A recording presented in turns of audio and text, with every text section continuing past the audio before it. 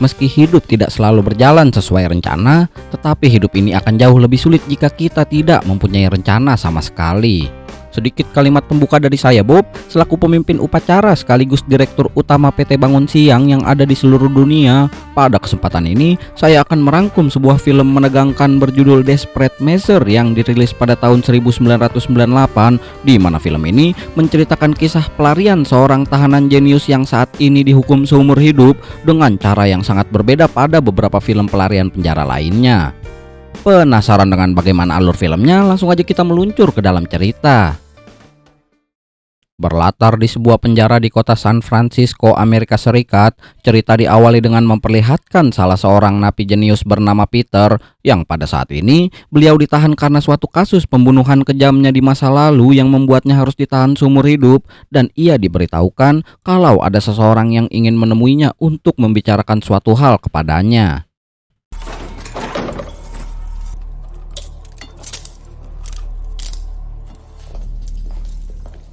Tak lama kemudian terlihat seorang agen kepolisian bernama Frank yang datang menghampiri Peter di sebuah ruangan terisolasi, di mana maksud dan tujuan kedatangan beliau adalah untuk meminta tolong kepada Peter agar mau menyelamatkan anaknya yang saat ini terkena penyakit leukemia atau kanker darah yang membuat produksi sel darah putihnya menjadi abnormal. Setelah saya cari tahu di Google, di sini beliau meminta Peter untuk mendonorkan tulang sumsumnya demi menyelamatkan sang anak. Hal itu dikarenakan golongan darah Peter sangat cocok dengan milik anaknya. My son has leukemia. He will die without a bone marrow transplant. I've been identified as a compatible donor through here. Setelah mendengar cerita Frank, Peter menolak permohonannya karena dirasa tidak ada untungnya. Frank di sini hanya bisa memohon kepada Peter untuk mau melakukan donor tersebut, tapi karena beliau adalah napi berdarah dingin, mau tidak mau Frank harus mengelus dada karena tidak bisa mendapatkan hasil yang ia harapkan.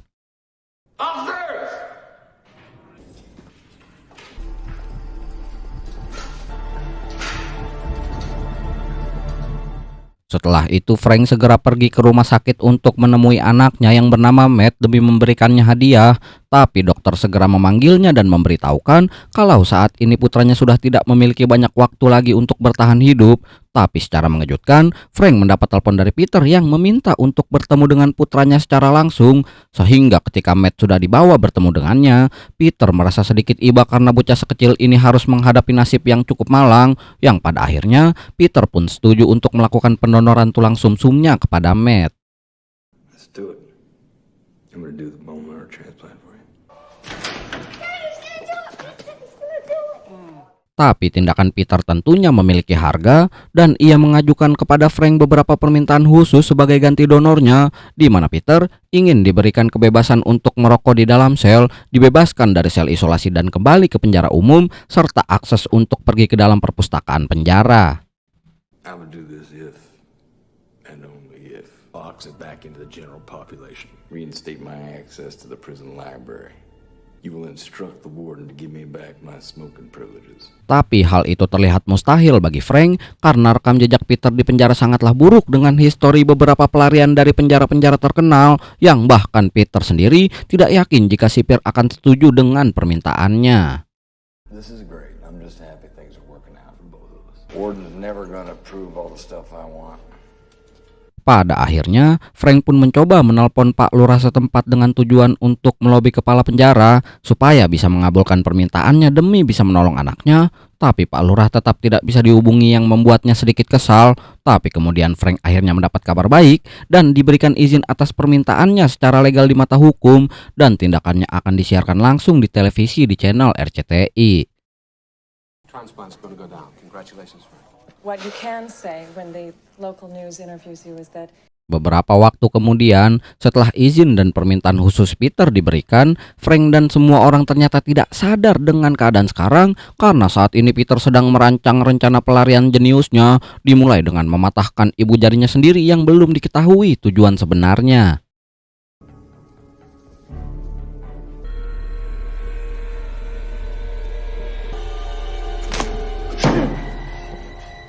Selanjutnya Peter menghampiri seorang tahanan senior yang biasa menyelundupkan berbagai barang dari luar ke dalam penjara. Peter meminta satu barang yang berupa obat antibius untuk melawan overdosis, yang permintaan barang tersebut belum diketahui juga maksud dan tujuannya. Can't get me some Narcan. It's counteractive use for ODs, and I want it in an ampoule, not a vial. Tak hanya itu saja, karena akses ke perpustakaan penjara sudah diberikan, Peter langsung menggunakan komputer di sana untuk melihat rancangan bangunan rumah sakit tempat ia akan mendonorkan tulangnya, di mana tujuannya adalah untuk bisa mengingat denah bangunan tersebut sebagai rute pelariannya.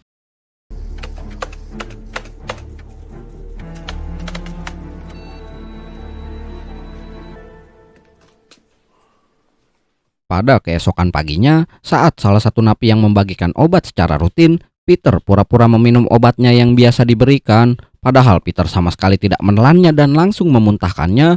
Dan setelah itu, tahanan senior yang dimintanya berhasil menyelundupkan sebotol obat antibius di bawah gelasnya, di mana Peter langsung mengikat botol kecil tersebut dengan benang yang ada di giginya, yang kemudian ia segera menelannya dan menahannya di tenggorokannya sendiri untuk ia sembunyikan dan akan ditarik benangnya ketika ia sudah membutuhkannya.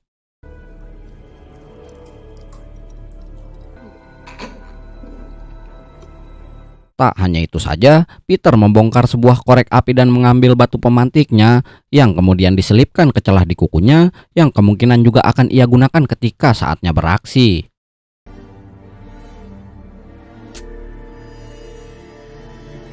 Singkat cerita, tiba hari di mana operasi pendonoran akan dilakukan. Matt terlihat sudah berada di lokasi di rumah sakit, sedangkan Peter masih OTW menuju ke sana dan dijaga ketat oleh anggota kepolisian. Bahkan sampai ada helikopter yang mengawal beliau karena memang ia terkenal sebagai napi kelas kakap. Bahkan anjing penjaga yang berada di sana saja terlihat takut ketika bertemu dengan Peter.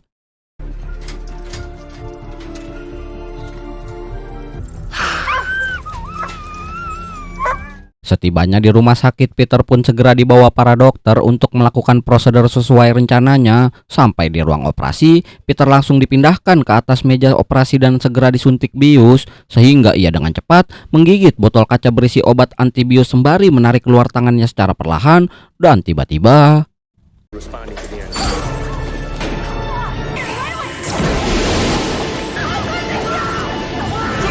Peter pun mengamuk dan semua rencananya berhasil dijalankan, yang membuat para dokter kocar-kacir menghadapinya. Tapi ia sempat terkena tembakan oleh penjaga di kakinya. Meski begitu, Peter berhasil melewati semuanya dan berhasil melarikan diri ke dalam lubang yang mengarah ke ruang cucian.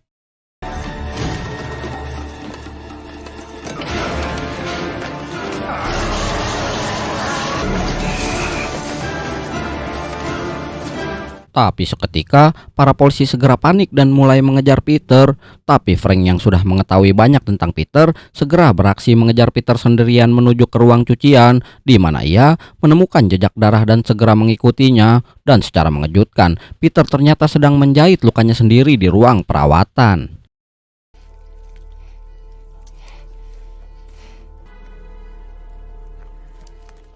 Beres menjahit lukanya, Frank menemukan Peter yang ada di ruang perawatan. Peter pun segera menyandra salah satu dokter di sana bernama Dr. Samantha yang diancam akan dibunuh jika Frank berbuat yang tidak-tidak, dan membuat Frank harus menahan diri dan mengikuti kemauan Peter. Put your gun on the floor. Saat Frank sudah menaruh senjatanya, datang polisi lain yang tidak mengerti sepenting apa nyawa Peter bagi Frank, di mana Peter di sini meminta pistol kepada seorang perawat di belakangnya, atau Samantha akan dibunuh tepat di depan matanya, sehingga ketika ia mendapatkan pistolnya, inilah yang terjadi. Hey, Wilson! Wilson!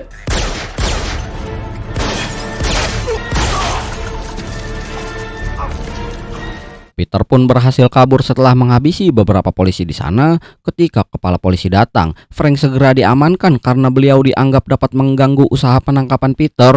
Karena banyaknya reporter yang sudah menunggu di luar rumah sakit, ia pun segera membuat kekacauan di sana dan kabur menggunakan salah satu motor polisi.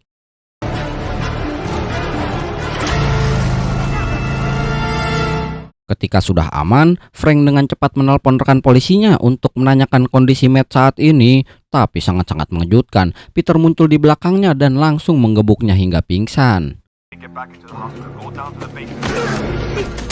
Setelah itu Peter segera menanyakan Samantha di mana ruang tempat tangki oksigen berada, di mana beliau bertujuan untuk membuat ledakan dengan tabung oksigen. Karena seluruh rumah sakit saat ini sudah dikepung oleh polisi, Samantha di sini segera mengantar Peter ke ruang oksigen yang dimintanya, tapi tiba-tiba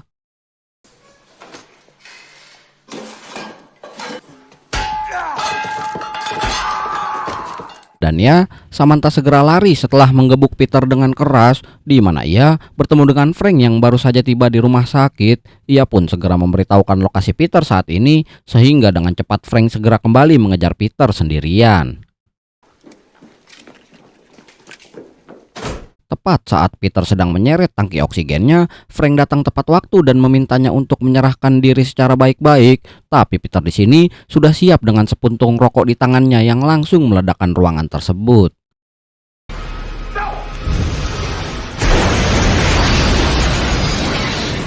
Listrik seketika padam akibat ledakan barusan yang membuat seluruh rumah sakit ini pun mati total dan menyebabkannya minim pencahayaan. Hal itu tentu akan memudahkan Peter untuk melarikan diri dari rumah sakit ini karena alat medis tidak berfungsi. Samantha menyuruh rekan Frank untuk membawa Matt ke gedung sebelah yang merupakan bangunan khusus isolasi bagi para pasien penyakit menular, dan pada saat yang sama Peter juga berencana kabur ke gedung sebelah melalui lantai atas dan memanjat pagar yang menutup jalannya.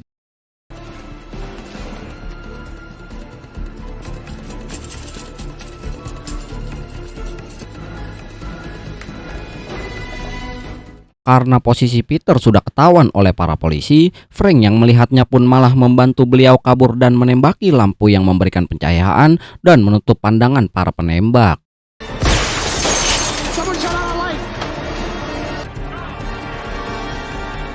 Setibanya di dalam, Peter langsung menyandra seorang kepala penjaga agar membawanya masuk ke ruang pengawasan dengan memegang alat suntik berisikan zat mematikan, sehingga para penjaga di dalam tidak bisa berkutik dan hanya bisa pasrah. Everybody face down on the floor. Get the fuck on the floor. Karena Peter adalah napi jenius dengan IQ 150, ia pun segera menggunakan salah satu komputer untuk menutup semua akses pintu masuk ke gedung ini dan menyuruh semua penjaga agar menyerah dan berkumpul di satu ruangan. This is Peter McCabe speaking. I'm in charge here. Let's go, move it! Kepala polisi yang melihatnya segera mengirim seorang agen khusus untuk menyelinap masuk melalui ventilasi udara, dan sesampainya di ruang pengawasan, si agen menggunakan kamera kecil untuk memeriksa area sekitar. Peter yang menyadari adanya debu yang jatuh ke meja dari ventilasi udara segera menembakinya hingga tewas di dalam ventilasi. Duck.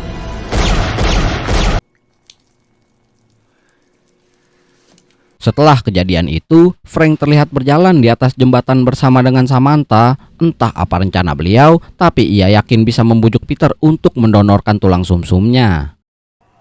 Open the door, partner. But can I trust you, Frank? I don't know.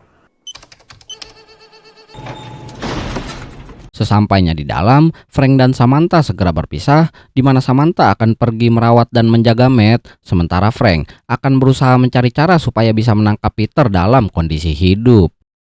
Stop right there.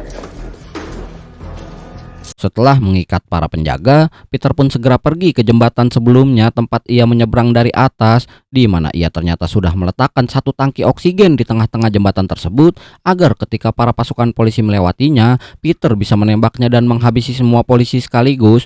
Tapi Frank yang sudah mengetahui rencana tersebut segera menelpon kepala polisi untuk menyuruh mundur semua pasukannya. Listen to me. Do not send your men. I lost you, Connor. Completely.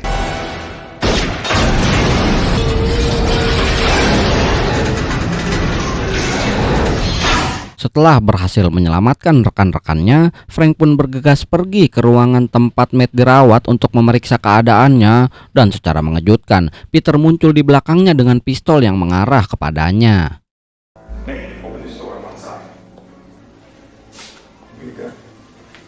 Setelah pintu dibuka, rekan Frank yang berada di dalam segera bersiap untuk menghadangnya, tapi untungnya Peter sudah siap dan menembak kakinya secepat mungkin.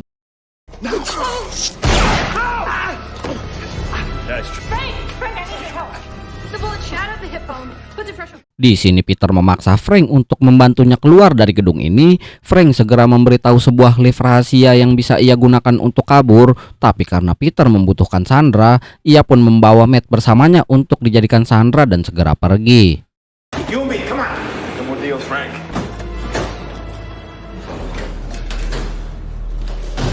Sesampainya di bawah, Peter dengan cepat menggeser lemari dan membobol tembok di baliknya. Tapi Frank yang masih di atas segera menyusul ke bawah menggunakan tali lift dan mencoba sekali lagi untuk menangkap Peter.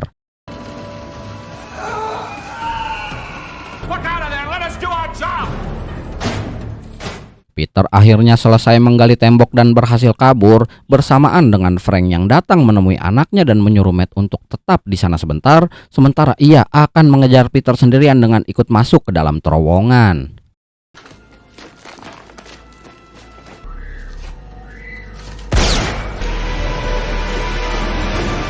Peter yang cukup cepat sudah berhasil keluar melalui lubang jalan, dan tak lama setelah keluar, Frank segera menyusulnya dan berhasil naik ke jalan, di mana ia bertemu seseorang yang tergeletak dan mengatakan kalau Peter sudah kabur menggunakan sebuah truk yang diambilnya. Dan dengan cepat, Frank meminjam salah satu mobil petugas dan segera mengejarnya. Frank bahkan sampai nekat berkendara ugal-ugalan demi bisa mengejar Peter dan menyelamatkan anaknya yang membuat adanya kekacauan di jalan.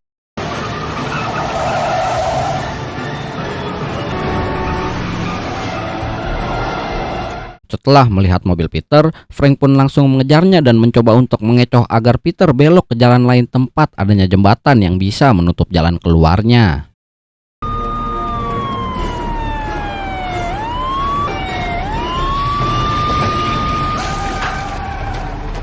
Karena sudah tertutup, Peter terpaksa keluar dari mobil dan berjalan ke atas jembatan sembari mencari jalan lain untuk melarikan diri. Tapi dengan santainya, Frank pun berjalan menyusulnya karena ia sudah tahu kalau tidak ada jalan lain lagi dari jembatan ini bagi Peter untuk bisa kabur. Dan di saat yang sama, helikopter datang dan mencoba menembaki Peter dari atas. Tapi Frank di sini malah melindungi Peter dengan tubuhnya sebagai tameng. Dengan kondisi yang sudah sangat terpojok, Peter masih saja mencoba kabur dengan melompat ke jembatan bersamaan dengan Frank yang berhasil menembak kakinya.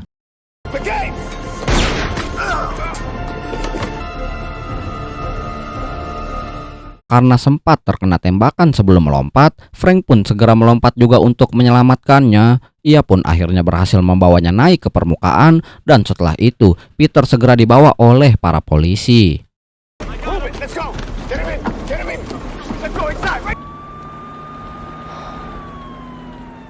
Karena waktu sudah menipis, transplantasi pun segera dilakukan dengan mengambil sumsum tulang belakang Peter yang akan diberikan kepada Matt. Dan setelah beberapa waktu, terlihat Matt sudah kembali pulih dari penyakit yang dideritanya, yang membuat proses transplantasi berhasil dilakukan.